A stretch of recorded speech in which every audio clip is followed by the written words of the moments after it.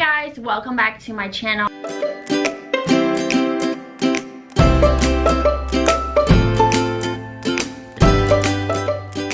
This is Luna over here. So in today's video, I am going to go over the procedure of me purchasing a home, and I'm gonna cover all the seller assist, all the numbers, and how I find the deal, what my plans are in the future, what I'm gonna use it for.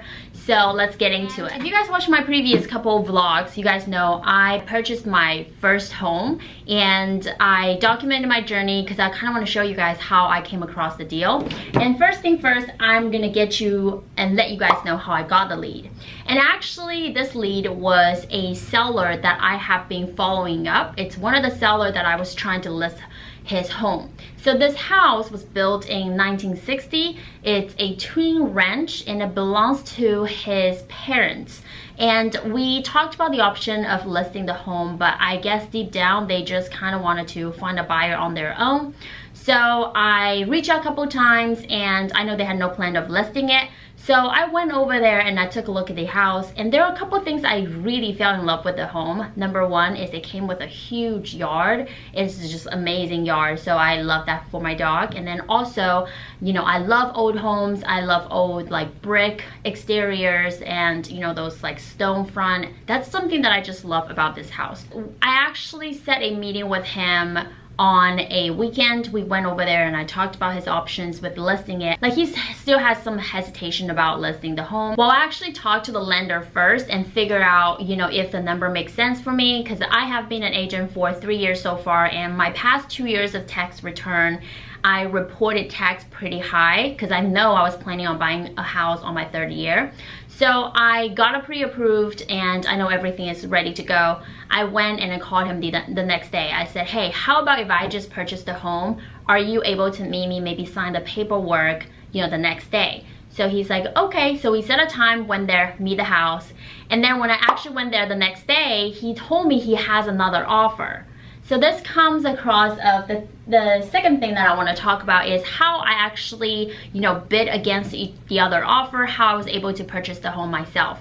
So I immediately told him, I said, you know, because me as an agent, they usually pays like 2.5% for the buyer's agent, but the other offer that I was bidding against, it's a direct buyer, so there's no commission involved. And I told him, I was like, forget about my commission, I don't want my commission. And I told him, I said, whatever that person is giving it to you, I'm willing to pay $500 more.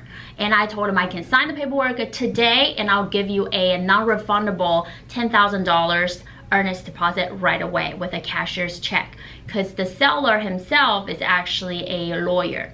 So we did it that way. I made the ultimate decision that day. I know it's kind of impulsive, but deep down I just know I want this house and I wanted to do everything I can to keep that as my home.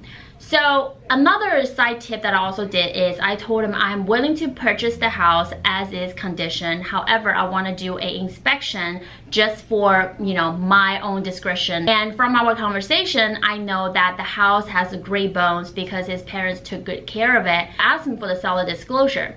So he hasn't sent me the disclosure that day, but I received it the next day. So he's the estate for this property. So with the seller disclosure, everything was just very blurred. It didn't really have the exact date and the condition of the roof or the water heater. So I know the water heater is new because I went down there and I took a look, but I had no idea how old the roof is. So anyway, this comes to the second part that I want to cover is how I was able to get $6,000 seller assist, how I was able to do it with buying it as is. So like I said, the inspection report came back the next day and we took a look at the roof. So the roof does need work and some electrical work because it was an old house. So I went back to him, I was like, well, I know this is buying as is, but you know, it's my first home and I was under the impression that nothing needs to be fixed and roof is fairly new. However, the roof is almost 10 years old. Originally I asked him about $4,000 the credit towards repairing the roof, and then we negotiate back and forth and it comes down to $2,000, and I'll take that. I got $2,000 for the roof credit repair, and then we actually jumped up the sale price to $215 rather than $209. The seller was able to give me $6,000 seller assist in order to cover my closing cost, and that $6,000 is also including the $2,000 that repair credit goes towards the roof. So, and then when I went to talk to my lender, you guys met Kay, he's in my office, you know, we talked about the interest rate. There are different options that I can go, but ultimately we did the math. If I were to go with the lowest interest rate, it's an owner-occupied home, I was able to get interest rate as low as 3.1 or 3%, but instead of doing that, we actually did 3.6% with a $6,000 lender credit that goes towards my closing cost. I mean, monthly, I would pay $50 to $60 more every month. However, I can take that $6,000 seller assist and just use it right away to pay for my closing cost. So everything comes down, I was able to get almost $12,000 for the credit I used towards my closing cost. And originally my closing cost is about $25,000, so I was only able to close on this home for $12,000, which is incredibly low. So another thing that actually made me super happy is when we did get the appraisal report back, it was $235. So I purchased this property with almost like $20,000 below market value, and it just made me really happy because that's like a $20,000 instant equity. And within purchase the property, I was also able to save up so much more money for myself that I can use it later on towards some of the repairs that I wanted to do. So, you know, my future plan about this property is right now I'm gonna live in there. I will rent out the other room, get a roommate, and then I'll probably live there for about like 5 or 6 years, depending what I'm planning on doing next year. Because I have 2 plans of myself to do the next year. I was either gonna buy a rental property with 20% down as an investment, or I was gonna upgrade myself to a better home that's like maybe 3 or 350 with a multi-unit family, like preferably triplex, and rent out the 2 units. Because if you are doing a owner-occupied program, you have to do it every 2 years. That way you can put down only 3% down. But if you are living at this current property, but then you want to get a second property as an investment for you, so you have to put down 20%. So, I mean, it really depends on what I'm planning on doing the next couple years, whether if I'm gonna get an investment property or I'm gonna buy a multi-unit to live it in one of the unit myself. But either way, right now the property is amazing. We did the flooring and we also added a little island in the kitchen. We painted the walls.